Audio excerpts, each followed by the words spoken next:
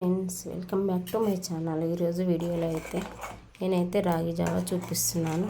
ముందుగా అయితే మనం రాగి పిండి తీసుకొని కొద్దిగా వాటర్ తీసుకొని అయితే పిండిని కలిపి పక్కన పెట్టుకోవాలి.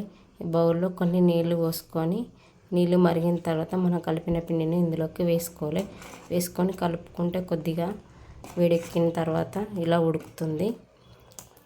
ఈ ఎండాకాలంలో రాగి జావా చాలా బాగుంటుంది, చలవ కూడా చేస్తుంది. ఇప్పుడు ఇందులోకి మజ్జిగ కానీ పెరుగు కానీ పాలు పోసుకొని తాగితే చాలా బాగుంటుంది, చలవ చేస్తుంది కూడా. ఇలా కలుపుకుంటే మనకు రాగి జావా అనేది రెడీ అవుతుంది. ఇప్పుడు ఇందులోకి కొద్దిగా ఉప్పు వేసుకోవాలి, అంతే మనకు రాగి జావా అనేది రెడీ అయిపోయింది. ఈ సమ్మర్లో ఇలా చేసుకొని తాగండి, బాగా చలవ చేస్తుంది ఎండకైతే.